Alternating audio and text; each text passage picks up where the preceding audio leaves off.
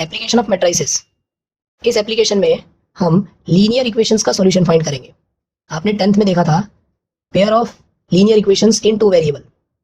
हमें अगर x और y की वैल्यू फाइंड करना है तो हमें दो इक्वेशंस की जरूरत पड़ेगी। इस इक्वेशन में देखो x और y ऐसे दो वेरिएबल है तो दो इक्वेशंस की जरूरत पड़ेगी। अगर तीन वेरिएबल्स होते x plus Y plus Z is equal to 1, x minus Y plus 3z is equal to 2, x plus 2y minus z is equal to 5।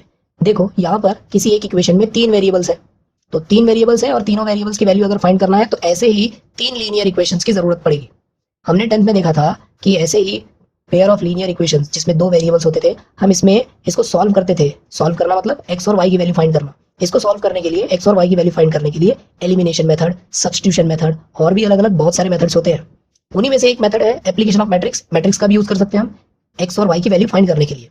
Matrix की खास बात यह है कि आपको अगर चार वेरिएबल्स दिए हों x, y, z, w, तो आपको चार इक्वेशंस की जरूरत पड़ेगी, लेकिन आप यहाँ पर वैल्यूज फाइंड कर सकते हो। वैसे ही आप इसमें भी x और y की वैल्यू फाइंड कर सकते हो। देखो कैसे।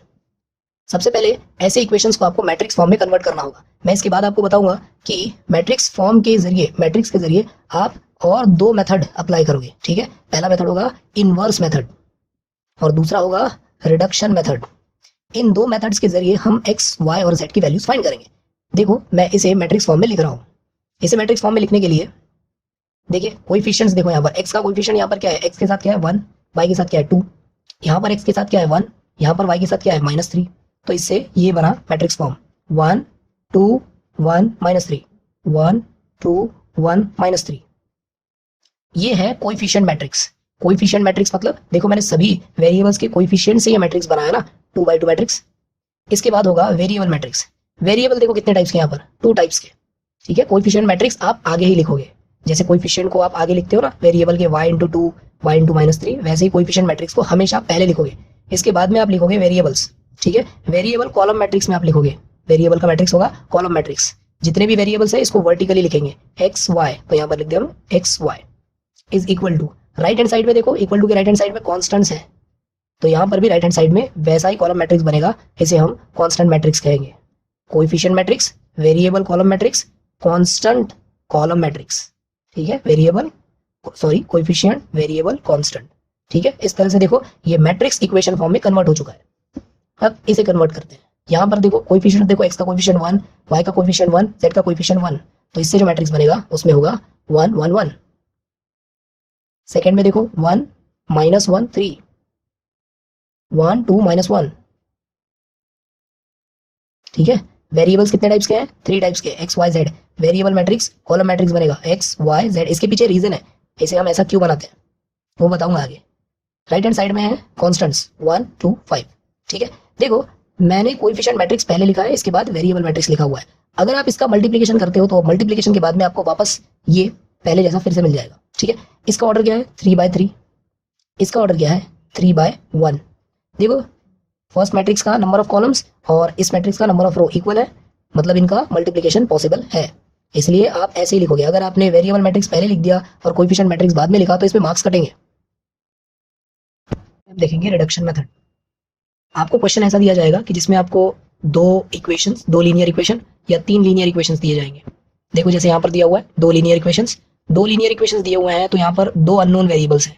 ठीक है, अगर 3 अननोन वेरिएबल होते तो 3 इक्वेशन देने पड़ते, 3 इक्वेशंस की जरूरत पड़ती। ठीक है, तो सबसे पहले हम इस लीनियर इक्वेशन को मैट्रिक्स फॉर्म में कन्वर्ट करेंगे। अभी ये लीनियर इक्वेशन है, तो पहले देखो इनके कोएफिशिएंट्स देखो। x का कोएफिशिएंट क्या है, यहाँ पर x का कोएफिशिएंट है 1, इस y का कोएफिशिएंट क्या है 2, इस x का कोएफिशिएंट क्या है 2, इस y का कोएफिशिएंट है 3। ठीक है, और बाकी इस साइड में राइट साइड में लिखा हुआ है 2 3। और ये इक्वेशन एक बार फिर से लिख रहा हूँ ऐसे, x 3y = 3। ठीक है, अब इसे मैट्रिक्स फॉर्म में कन्वर्ट करते हैं। आप देख सकते हो यहाँ पे ये कोएफिशिएंट्स है 1 2 2 3। यहाँ से स्टार्ट कर रहा हूँ 1 2 2 3, 1 2 2 3। ये रेड कलर में जो लिखे हुआ है वो ये मैट्रिक्स है 2/2 का। ठीक है, ये 2/2 का है, इसलिए इसके बाद में हम लिखेंगे वेरिएबल मैट्रिक्स। इसमें 2 वेरिएबल्स है, हॉरिजॉन्टली देखो x y, इधर वर्टिकली हम लिखेंगे x y। इसका ऑर्डर है 2/1। अब आप समझ गए होंगे कि अगर मैं ये कोएफिशिएंट मैट्रिक्स बाद में लिखता, ये पहले लिखता तो वो गलत होता। क्यों, ये देखो ऐसे x y 1 2 2 3। इसका ऑर्डर है 2/1, इसका ऑर्डर है 2/2। ये दोनों का मल्टीप्लिकेशन तभी पॉसिबल है जब पहले मैट्रिक्स का number of column is equal to second matrix का नंबर ऑफ रो, मतलब ये अंदर वाले जो नंबर है ना ये इक्वल होने चाहिए थे, ये इक्वल नहीं है, इसलिए ऐसा पॉसिबल नहीं होता। इसलिए हमें कोएफिशिएंट मैट्रिक्स पहले लिखना पड़ता है, फिर वेरिएबल मैट्रिक्स, इनके बीच में होता है product is equal to constant matrix. इस तरफ कांस्टेंट मैट्रिक्स है 2 और 3, ठीक है। तो ये हो गया मैट्रिक्स फॉर्म। में हम ये करते हैं कि कोएफिशिएंट मैट्रिक्स को हमें आइडेंटिटी मैट्रिक्स में कन्वर्ट करना होता है, ठीक है। मैं उस मैट्रिक्स को जो हमने अभी अभी लिखा था थोड़ी देर पहले, वो था ऐसे 1 2 2 3 X Y is equal to 2 3, ठीक है। कोएफिशिएंट मैट्रिक्स को ए से रिप्रेजेंट कर रहा हूं मैं, इस वेरिएबल मैट्रिक्स को एक्स से रिप्रेजेंट कर रहा हूं इज इक्वल टू इस तरफ जो मैट्रिक्स बच गया है उसे बी से रिप्रेजेंट कर रहा हूं, ठीक है। अगर मैंने इस मैट्रिक्स ए को आई में कन्वर्ट कर दिया, अगर ये मैट्रिक्स आइडेंटिटी मैट्रिक्स में कन्वर्ट हो गया, एक्स एज इट इज यहाँ पर रहेगा, और इसमें जैसा जैसा कन्वर्जन करते जाऊंगा बिल्कुल करस्पॉन्डिंगली वैसा ही कन्वर्जन बी में भी करूंगा। ए बदलकर आइडेंटिटी मैट्रिक्स बन जाएगा और बी बदलकर कोई एक दूसरा मैट्रिक्स बन जाएगा, एक नया मैट्रिक्स बन जाएगा।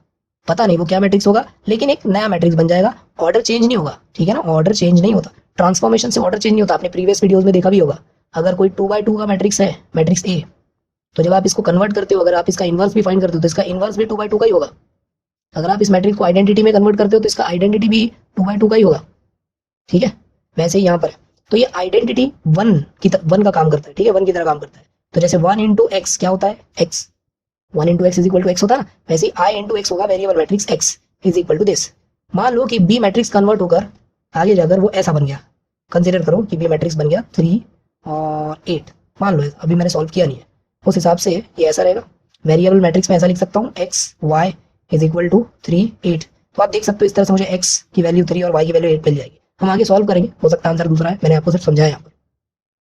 मेथड स्टार्ट करने से पहले स्ट्रेटजी तो समझ में आई गई होगी कि हमें करना क्या है आगे। कोएफिशिएंट मैट्रिक्स को आइडेंटिटी मैट्रिक्स में कन्वर्ट करने के लिए हम यहाँ पर सिर्फ रो ट्रांसफॉर्मेशन का यूज करेंगे। रिडक्शन मेथड में कॉलम ट्रांसफॉर्मेशन यूज नहीं कर सकते, क्योंकि आप भले ही कोएफिशिएंट मैट्रिक्स में रो कॉलम कुछ भी करो चलेगा, लेकिन यहाँ पर तो सिर्फ रो ट्रांसफॉर्मेशन ही पॉसिबल है। क्यों?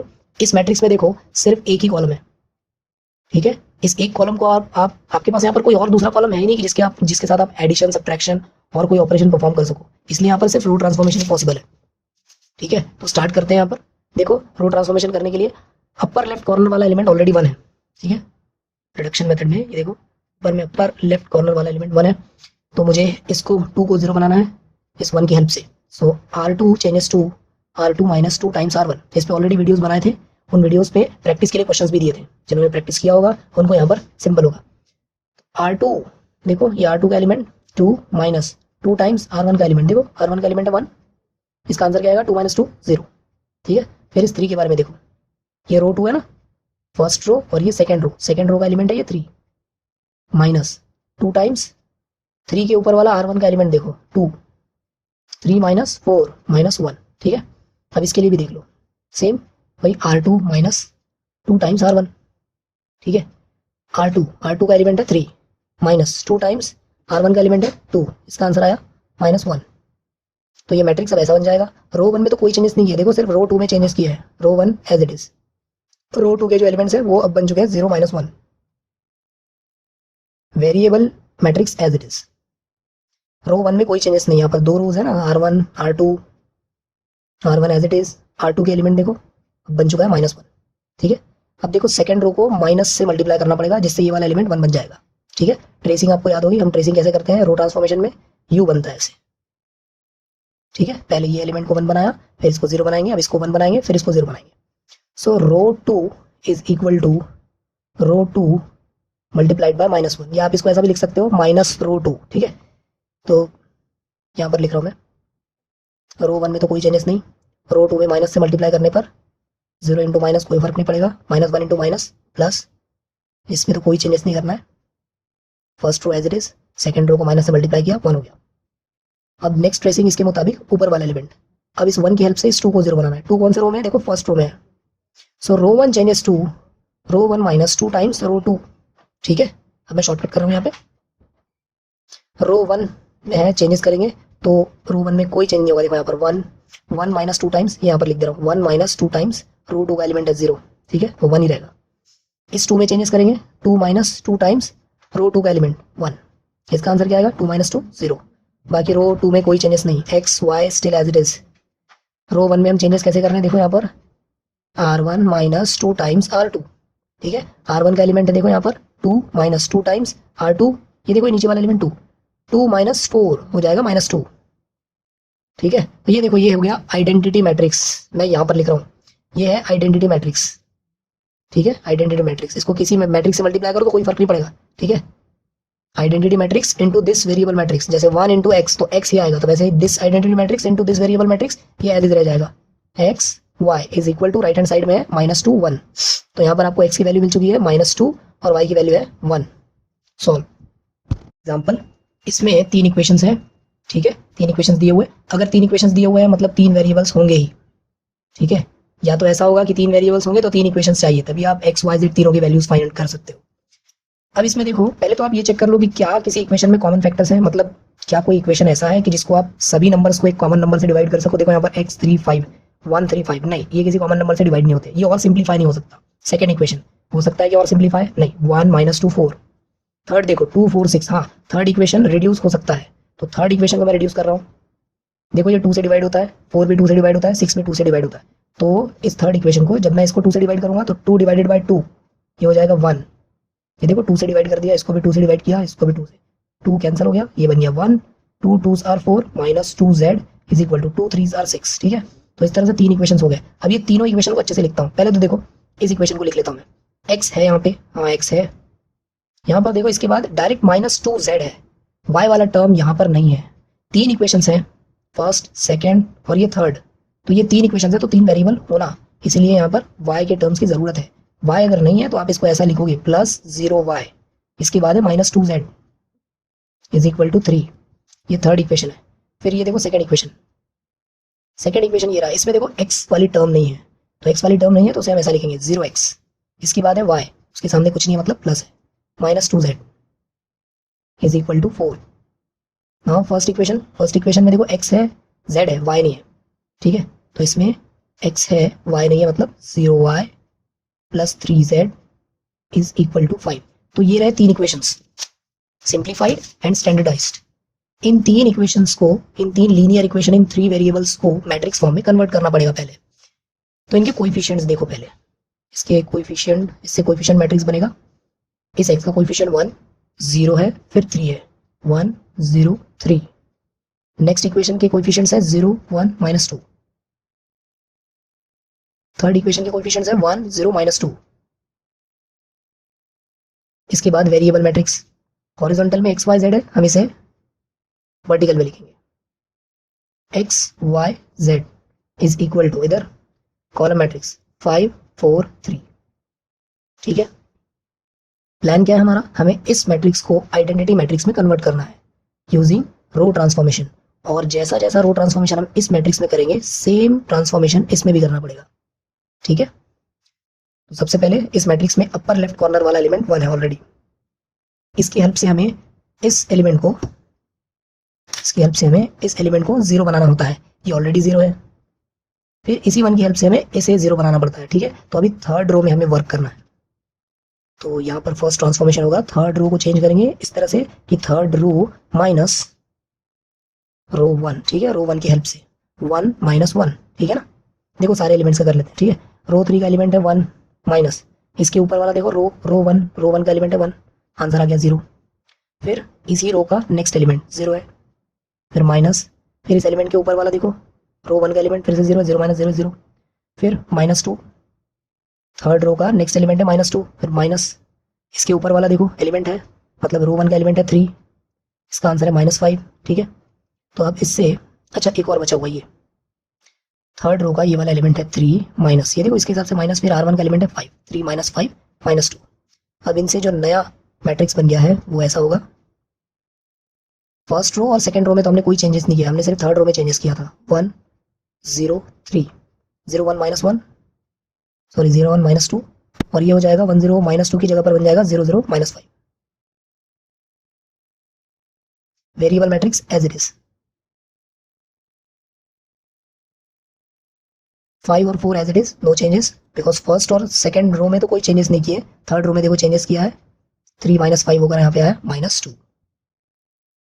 अब इसके बाद में हमें इस एलिमेंट को 1 बनाना था, ऑलरेडी 1 है, ये दोनों एलिमेंट्स भी 0 है, ये भी 0 है, इसके बाद इसकी बारी थी, ये भी 0 बन चुका है। अब इसके बाद सिर्फ इस -5 को 1 बनाना है, इसलिए इस थर्ड रो को हम माइनस से मल्टीप्लाई करेंगे। So third row change to minus third row, मतलब थर्ड रो को माइनस से मल्टीप्लाई कर दिया, ठीक है, सॉरी थर्ड रो को -5 से डिवाइड करना पड़ेगा, तब यहाँ पर 1 बनेगा। तो third row change to third row divided by -5, ठीक है। तो ये मैट्रिक्स अब ऐसा बन जाएगा, first row as it is, second row भी as it is, third row को डिवाइड करेंगे हम -5 से, तो 0 divided by -5 no change, 0 divided by -5 no change, इसको -5 से डिवाइड करेंगे हो जाएगा 1।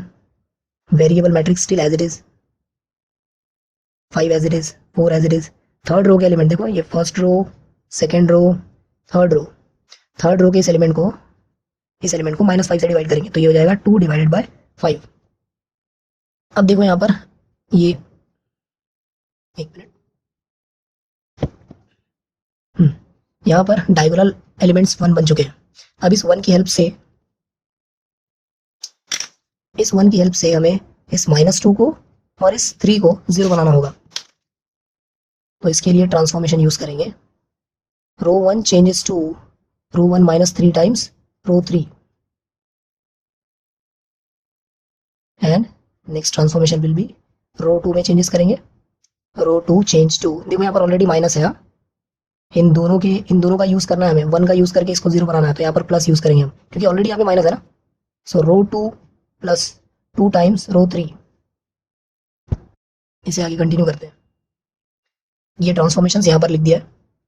इसमें देखो रो 1 में हम चेंजेस कर रहे हैं, रो 1 का एलिमेंट देखो 3 है, -3, फिर रो 3 का एलिमेंट देखो 3 के नीचे रो 3 वाला element, first row, second row, third row, ये वाला एलिमेंट है 1, इसका आंसर हो जाएगा 0, ठीक है।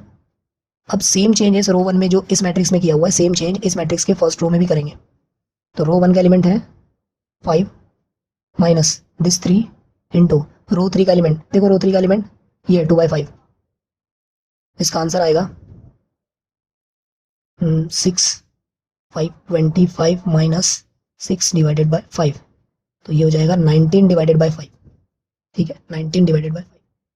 नाउ रो 2 का एलिमेंट है देखो, सेकंड रो का एलिमेंट ये वाला है -2 प्लस ये वाला 2 टाइम्स R3, इसके नीचे वाला देखो रो 3 है 1, ये पूरे का आंसर आ गया 0। सेम चेंजेस जैसे इस मैट्रिक्स में रो 2 के एलिमेंट में किया, वैसे ही इस मैट्रिक्स के रो 2 के एलिमेंट में भी हम वैसे ही चेंजेस करेंगे।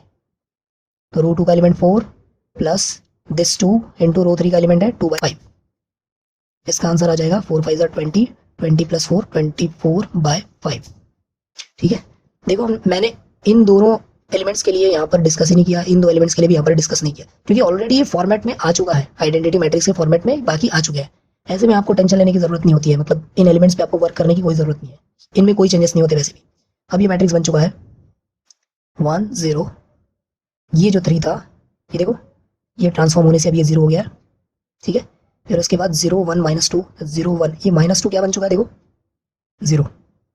बाकी थर्ड रो में तो कोई चेंजेस नहीं किया हमने, देखो थर्ड रो में कोई चेंजेस नहीं किया। Variable matrix as it is, इस तरफ देखो इस कॉलम मैट्रिक्स में 5 जो था, अब ये 5 क्या बन चुका है, ये देखो यहाँ पे फर्स्ट रो में, देखो फर्स्ट रो में हम चेंजेस कर रहे हैं, तो फर्स्ट रो में ये 5 बन चुका है 19 डिवाइडेड बाय 5, ठीक है। सेकेंड रो का एलिमेंट जो 4 था वो देखो यहाँ से ये वाला, ये 4 बन चुका है 24/5, ठीक है। और लास्ट एलिमेंट 2/5 रो 3 का, जिसमें हमने कोई चेंजेस नहीं किया, वो एज इट इज, ठीक है। अब ये देखो ये है identity matrix multiplied by this variable matrix, 1 multiplied by x, 1 into x, मतलब इस पर कोई चेंजेस नहीं होगा, ये पूरा एज इट इज x बन जाएगा। ये जैसे 1 है, 1 मल्टीप्लाइड बाय x, तो इसका आंसर आता ना x, ठीक है। 1 into x is equal to x, बिल्कुल वैसे this matrix identity matrix multiplied by this variable matrix will be variable matrix as it is equal to, right hand side में ये नंबर्स है 19 डिवाइडेड बाय 5, 24 डिवाइडेड बाय 5 और last है 2 divided by 5। देखो x की value है 19 divided by 5, y की value है 24 डिवाइडेड बाय 5 और z की वैल्यू है 2 डिवाइडेड बाय 5, ठीक है। ये 4 प्रॉब्लम्स है आपकी प्रैक्टिस के लिए, ये 4 ऐसे system of simultaneous linear equations दिए हुए हैं, आपको इन्हें सॉल्व करना है, मतलब आपको x y z की वैल्यूज फाइंड करना है। इस क्वेश्चन में देखो यहाँ पर x, यहाँ पर 2 इक्वेशन है, यहाँ पर एक में दिया हुआ x, y नहीं दिया हुआ यहाँ पर, यहाँ पर सिर्फ y दिया हुआ है, x नहीं दिया हुआ है। अगर इन दोनों इक्वेशंस को लेकर आपको x और y की वैल्यू फाइंड करना है मैट्रिक्स मेथड से, तो आपको इस पहले इक्वेशन में y भी लिखना पड़ेगा, इसको लिखना पड़ेगा x प्लस 0y और इसको लिखना पड़ेगा 0 plus 2y is equal to 3। वैसे यहाँ पर ये देखो, यहाँ पर फर्स्ट टर्म में z नहीं है तो 0z लिखोगे प्लस 0z, यहाँ पर 0x, ऐसे करके आपको ये पूरे प्रॉब्लम सॉल्व करना है। ये देखो ये भी 3 वेरिएबल वाले इक्वेशन है, लीनियर इक्वेशंस, ठीक है। यहाँ पर सिर्फ y दिया हुआ है तो आप इसको लिखोगे यहाँ पर 0x plus y plus 0z, y है ना, 0x प्लस 0z लिखोगे थर्ड में। सेकंड इक्वेशन में 0y plus 0y, first equation में प्लस 0z। इस तरह से आपको इस इक्वेशन को सॉल्व करना है। आप प्रीवियस ट्रांसफॉर्मेशन वाले वीडियोस भी देख सकते हो क्योंकि इसमें ट्रांसफॉर्मेशन बहुत इंपॉर्टेंट है। बाकी मेथड बहुत सिंपल है। इसके बाद हम देखेंगे इन्वर्जन मेथड। सेम ऐसे इक्वेशंस को सॉल्व करने के लिए, ऐसे इक्वेशंस में से x y z फाइंड करने के लिए नेक्स्ट मेथड होगा इन्वर्जन मेथड। Thank you.